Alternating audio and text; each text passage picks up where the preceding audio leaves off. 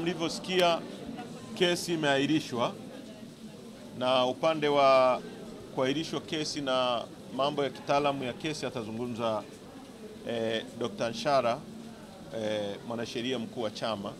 Lakini kwa upande wetu ni kwamba tunaiomba mahakama hiyo kesi kwa sababu imeahirishwa irudi kwa haraka ili iweze kuendelea na isikilizwe ifike mwisho, kwa sababu mwenyekiti wetu yuko ndani. Leo ni siku ya 225, zaidi ya miezi 7 kwa kesi ambayo bado tunaendelea kusisitiza kwamba ni ya uongo, ya kutunga, kesi za kuumiza watu kisiasa, kwa sababu tunaoshindana nao hawana uwezo wa kushindana kisiasa, hawana hoja, wana uwezo tu wa kutumia vyombo vya dola, kutumia bunduki, kutumia mahakama na polisi kujibu hoja za kisiasa ambazo sisi tuko amdi na maneno, wao wako amdi na silaha na mambo kama hayo. Hilo jambo la kwanza. Jambo la pili, chama chetu kimetoa mawakili nchi nzima kwa watu wote ambao wamekamatwa, ambao wanaendelea na cases mahara pote kwenye kesi hizi za uongo, za kutunga, za uhaini. Kwa hiyo tunataka Watanzania waelewe kwamba chama chetu kitahakikisha wanapata uwakilishi kwa nchi nzima, na katika hili tunapenda kuwashukuru sana Tanganyika Law Society. Wamefanya kazi ambayo kwa kweli inapaswa kufanywa na Law Society ya nchi nyingine yoyote. Kazi yao ni kutetea watu, na nataka nimshukuru kipekee rais wa chama cha mawakili wa Tanzania na mawakili wote wanaojitolea kuwapigania Watanzania nchi nzima. Legal and Human Rights Center wamefanya kazi kubwa, tuna appreciate, tunatambua. Kwa hiyo ni uwakilishi ambao utafanywa pamoja.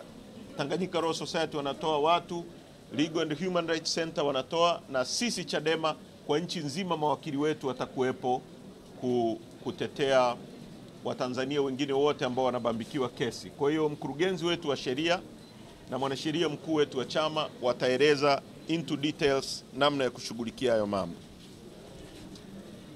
UN wamezungumza kuhusu uchunguzi wa mambo mabaya, atrocities yaliyotokea Tanzania.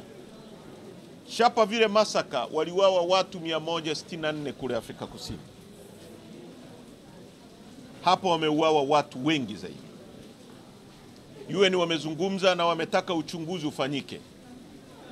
Tunatambua na tunalikaribisha hilo, na tunawaomba uchunguzi usifanywe na vyombo vya dola vya Tanzania ambavyo vinatuhumiwa kufanya matukio hayo. Tunataka uchunguzi independent wa kimataifa kama uliofanyika mwaka 2007 kule Kenya. Na nataka niseme hili, maisha ya mtu kwetu sisi watu wa Chadema ni kitu kikubwa kuliko jambo lolote katika dunia hii.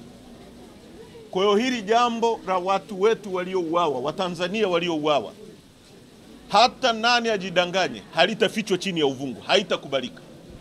Hata mawe yatazungumza. Kwa hiyo tunataka vyombo vya kimataifa vifanye uchunguzi wa ni nini kilichotokea, watu wangapi wameuawa, watu wangapi wamepotea mpaka sasa. Wapi ndugu zao hawapo, wako wapi? Kwa nini wengine hawajaruhusiwa kuchukua mili ya ndugu zao wakazike? Kwa nini wanazuiliwa? Nini kinachofichwa? Haya mambo yote tunataka yawe wazi. Kwa wale ambao hawajui historia ya Tanganyika na Tanzania, sisi historia yetu ni watu ambao tumepinga dhuluma dhidi ya binadamu.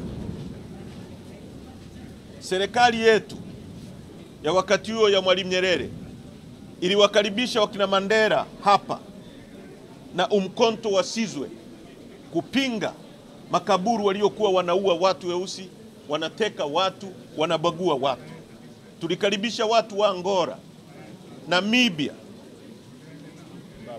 na Zimbabwe, waliweka vituo hapa kupigania watu wengine. Tunapenda kuwashukuru watu ambao wanakaribisha Watanzania waliokimbia kwa sababu Tanzania ni nchi ambayo imekuwa mstari wa mbele kupigania haki za binadamu, na tunataka nchi nyingine zote zireciprocate ambacho Tanganyika iliwafanyia wakati ule. Afrika Kusini walireciprocate kwa sababu serikali iliyokuwa inapingwa wakati ule ilikuwa serikali, lakini ilikuwa serikali ya minority ya makaburu. Ni serikali kama hii ambayo haijawekwa madarakani na wananchi. Kwa tunapoipinga na inaua watu, inateka watu, inapoteza watu wa Afrika Kusini na wengine wote majirani zetu ambao Tanganyika ilihusika, Watanzania waliwapa hifadhi hapa, wawahifadhi wa Tanzania na watoe sauti kwa kutumia vyombo vyao vya habari, kwa sababu tunajua hali ya vyombo vya habari vya Tanganyika vya Tanzania kwa sasa. Walireciprocate hicho, na tunawashukuru ambao wanafanya hivyo. La mwisho kabisa, kama nilivyosema jana, tunaanza vikao vya kamati vya secretariat immediately na vikao vya kamati kuu ya chama immediately. Tutatangaza siku, tutajadili na tutaeleza kilichojiri na hatua tutakazochukua kama chama. Hakuna kurudi nyuma mpaka nchi hii itakapopata ukombozi kutoka kwenye minyororo ya watu wanaotaka kutufanya koloni lao. Nchi hii ilipata uhuru mwaka 61. Hatutakubali kuwa koloni la CCM wala la mtu yoyote kwa jina la kiongozi. Asanteni sana kwa kunisikiliza.